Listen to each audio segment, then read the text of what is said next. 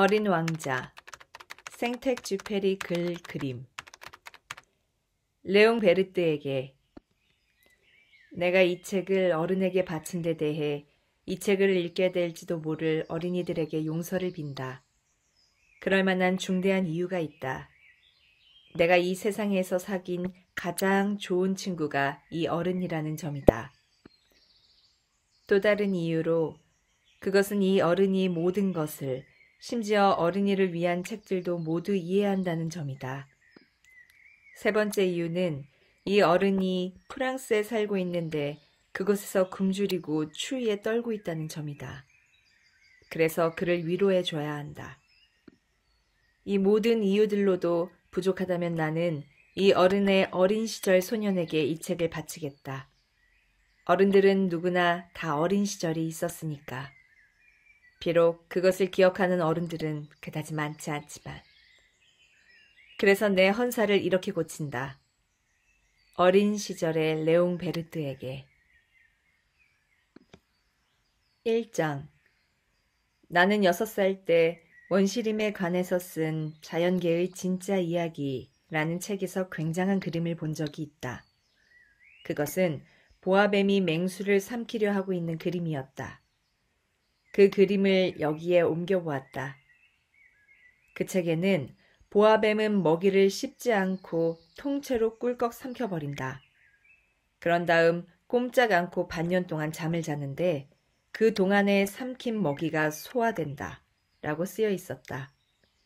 나는 이걸 읽고 밀림 속의 모험에 대해서 여러 가지로 깊이 생각해 보았다.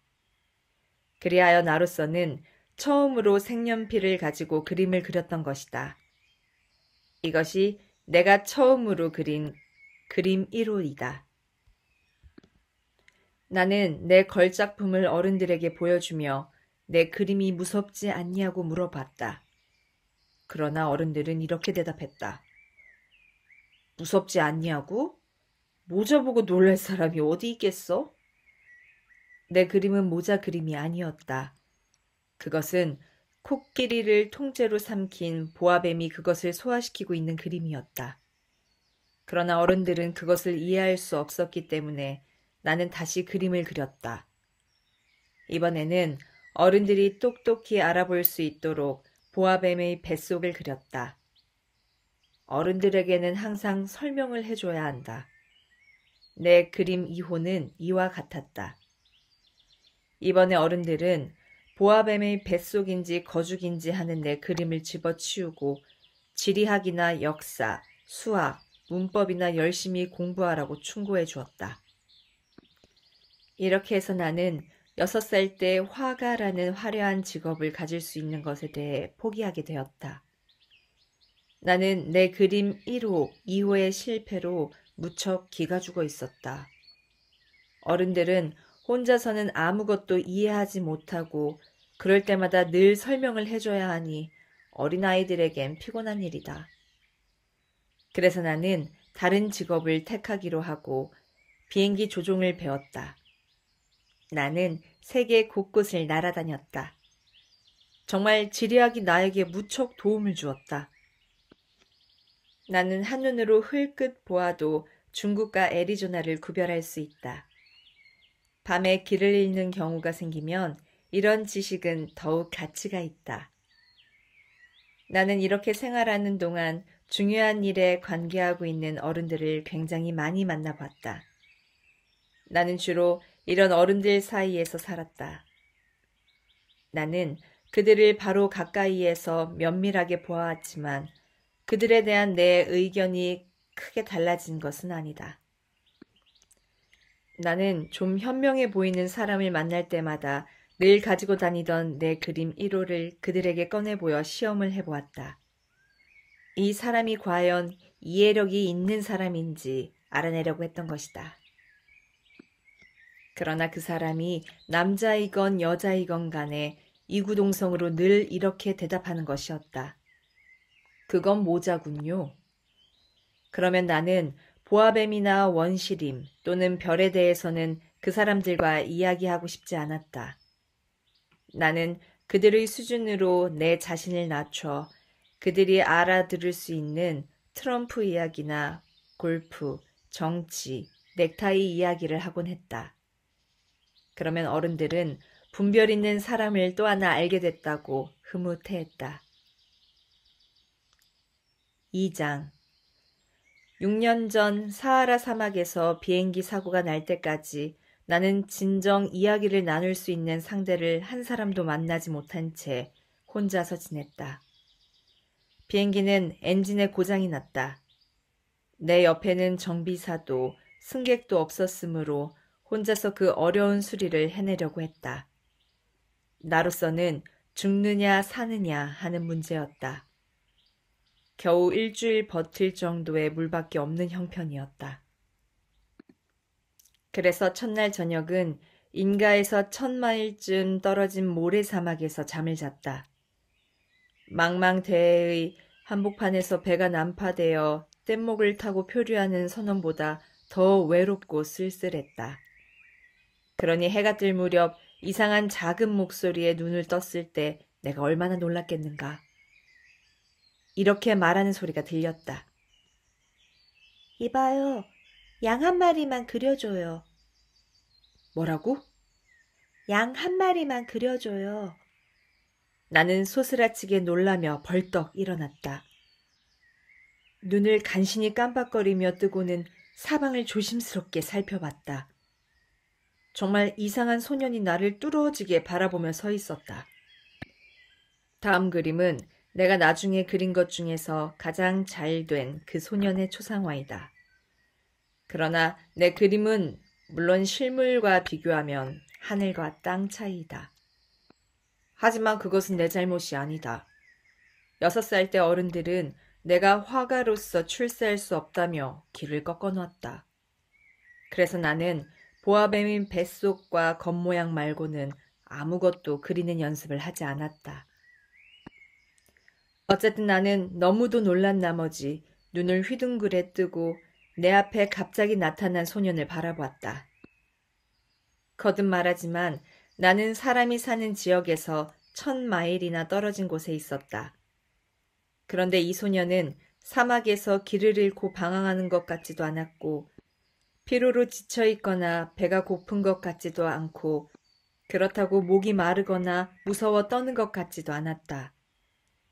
아무리 보아도 인가에서 1000마일 떨어져 있는 사막의 한복판에서 길을 잃고 방황하는 아이라고는 볼 수 없었다. 마침내 나는 가까스로 정신을 차리고 말을 걸었다. 그런데 너는 여기서 뭘 하고 있지? 그러자 그 소녀는 아주 중요한 것을 말하듯이 천천히 몇 번이나 되풀이해서 말했다. 저 양의 그림을 그려줘요. 너무나 뜻밖의 신비한 일을 당하고 보면 누구나 순순히 거기에 따르기 마련이다. 사람이 사는 데서 1000마일이나 떨어진 곳이고 더구나 언제 죽을지 모르는 곳에서 양을 그린다는 것은 어처구니 없는 일이라는 생각도 들었지만 나는 호주머니에서 종이 한 장과 만년필을 꺼냈다. 그러나 그때 나는 지리와 역사, 산수와 문법밖에는 공부하지 않은 것에 생각이 미쳤다. 그래서 나는 이 소년에게 약간 시무룩하게 그림을 그릴 줄 모른다고 말했다. 그러자 그 소년은 이렇게 대답했다. 그건 괜찮아요. 양의 그림을 그려줘요. 나는 양을 그려본 일이 없었다. 그래서 나는 내가 종종 그려보았던 2가지 그림 중 하나를 그려보였다. 그것은 보아뱀의 겉모습이었다. 그러자 놀랍게도 소년이 이렇게 말하는 것이었다. 틀렸어요, 틀려. 나는 보아뱀의 뱃속에 들어있는 코끼리 같은 건 싫단 말이야. 보아뱀은 아주 위험한 동물이고 코끼리는 너무 거추장스럽잖아요. 내가 사는 곳에서는 모든 것이 다 작아요. 내가 갖고 싶은 건 양이에요. 양을 그려줘요. 그래서 나는 할 수 없이 양을 그렸다. 소녀는 그것을 자세히 보더니 말했다. 틀렸어요. 이 양은 병에 걸려 앓고 있는 것 같아요. 다시 그려줘요. 그래서 나는 다시 양을 그렸다. 소녀는 봐주기라도 하듯이 싱긋 웃었다. 잘 봐요. 그가 말했다. 이건 양이 아니에요. 이건 염소예요. 뿔이 나 있잖아요. 그래서 나는 또다시 그렸다. 그러나 그것도 앞서 그린 것과 마찬가지로 소년의 마음에 들지 않았다. 이건 너무 늙은 양이에요. 나는 오래 살 양을 갖고 싶어요. 이쯤 되자 나는 더 참을 수가 없었다. 게다가 나는 비행기의 엔진 수리를 서두르고 있었으므로 다시 거칠게 급히 그려냈다. 그리고는 그림을 건네주며 설명해 주었다. 이건 상자야. 네가 갖고 싶어하는 양은 그 안에 있어. 나는 이 어린 감정가의 얼굴에 감도는 명랑한 기색을 보고는 어리둥절했다. 바로 이게 내가 갖고 싶은 거예요. 이 양은 풀을 많이 먹어야만 하나요? 왜? 내가 사는 곳에는 모든 것이 아주 작아서요. 이 양에게 먹일 만큼은 있을 거야. 내가 말했다. 내가 그려준 양은 아주 조그마한 양이거든. 소녀는 고개를 숙여 그림을 보면서 말했다. 그렇게 작지 않은데요? 봐요. 양이 잠들어 버렸어요. 이렇게 해서 나는 이 어린 왕자를 알게 된 것이다. 3장. 어린 왕자가 어디서 왔는지 그걸 알기까지는 꽤 오랜 시간이 걸렸다. 어린 왕자는 나에게 여러 가지를 물었으나 내가 묻는 말에는 별로 관심도 없는 것 같았다. 다만 우연히 한마디 한마디 하는 왕자의 말로 조금씩 여러 가지를 알게 되었다. 말하자면 왕자가 처음으로 내 비행기를 보았을 때 이렇게 물었다. 저 물건은 뭐죠? 저건 물건이 아니야. 그건 나는 거야. 비행기라고 하지? 내 비행기야. 나는 새처럼 날 수 있는 사람이라고 우쭐대며 말했다. 그러자 왕자는 큰 소리로 말했다. 오? 그럼 하늘에서 떨어졌군요. 그래. 나는 점잖게 말했다. 정말 재미있는 일이야. 왕자는 이렇게 말하고 꽤 귀여운 목소리로 깔깔 웃었다. 그가 웃는 걸 보자 나는 화가 났다. 나는 내가 당한 불행한 사고를 심각하게 생각해 주기를 바랬던 것이다. 이윽고 왕자는 또 이렇게 말했다. 그럼 당신도 하늘에서 왔군요. 어느 별에서 왔어요? 그 순간 나는 왕자의 정체에 대해 헤아릴 수 없는 신비 속에서 어렴풋이 알 수 있는 한 줄기의 희미한 빛을 잡은 듯했다. 그래서 나는 갑작스레 물었다. 그렇다면 너는 다른 별에서 온 거니? 그러자 왕자는 대답이 없었다. 왕자는 내 비행기에서 눈을 떼지 않고 조용히 고개를 쳐들었다. 이걸 타고 왔다면 그다지 멀리서 온 것도 아니군요. 그러면서 왕자는 오랫동안 공상에 잠긴 듯 하더니 이윽고 주머니에서 내가 그린 그림을 꺼내 매우 소중한 듯이 열심히 들여다보았다. 아마 다른 별에서 왔는가 보구나 하는 반신반의적인 이 생각에 내 마음은 한없이 끌려 들어가고 있었다. 그래서 나는 이 문제에 대해 좀 더 자세히 알려고 하였다. 그런데 너는 도대체 어디서 왔어? 네가 내가 사는 곳이라고 말하는 그곳은 어떤 곳이지? 내가 그린 양을 어디로 데려가려는 거야? 한참 동안 말없이 생각하더니 왕자는 이렇게 대답했다. 당신이 상자에 넣어준 건 참 다행한 일이야. 밤이면 이 상자가 양의 집으로 사용될 수 있으니까. 그렇고 말고 필요하다면 끈도 줄게. 낮에 양을 메어둘 수 있도록 말이야. 그리고 양을 메어두는 말뚝도 주겠어. 그러나 내가 이렇게 말하자 왕자는 몹시 언짢은 기색을 보였다. 메어둔다고? 참 이상한 생각이네. 하지만 메어두지 않으면 내가 말했다. 어디로 가버려. 그래서 길을 잃고 말 거야. 왕자는 또 소리내어 깔깔 웃었다. 그렇지만 어디로 갈 데도 없잖아. 아무 곳에나 똑바로 자꾸자꾸 가지. 그러자 왕자는 정색을 하고 말했다.